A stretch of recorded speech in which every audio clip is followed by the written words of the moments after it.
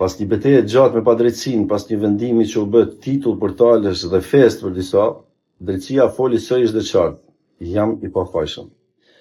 Gjykata e apelit argëzoi atë vendim absurd që më dënoi me 1 vit burg, jo sepse më dha një favor, por sepse pa të vërtetën. Një vërtetë që shumë nuk e kërkuan kurrë, sepse nuk i interesonte drejtësia apo shkatrimi. Ndërsa unë luftoja për të mbrojtur emrin, jetën dhe të ardhmen time, kishte njerëz që qeshnin, kishte sy që ndriçonin nga lajmi i dënimit tim. Madje do thoshin e mori atë që e meriton. Pikërisht sot ndoshta është koha që këta njerëz ta ulin kokën, jo nga frika, por nga vërteta. Sepse kur dëmton një njeri pafajshëm, nuk fiton as drejtësia as morali, por veç urrëtia. Faleminderit drejtësisë që foli, faleminderit jetës që më dha durimin, faleminderit atyre që besuan po as sa unë pafajësinë time. Faleminderit gjithëve.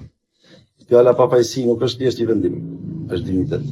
Nga zemra dua t'ju falenderoj gjithëve për urimet e ngrohta dhe fjalët e bukura që na keni dërguar për rretorin tonë të martesës. Këtë ditë veçantë për mua dhe Kiarën është një bekim i vërtet të ndjejmë gjithë të dashni që na rrethon. Martesa është çdo mëngjes kur zgjohesh pranë dikujt që ta njeh shpirtin, është çdo mbrëmje kur syt flasin pa fjalë, është një udhtim me gjithë mirat dhe sfidat, por kur dorën ta mban njeriu i dur, çdo pengesë bëhet më lehtë, çdo moment bëhet më i shenjtë.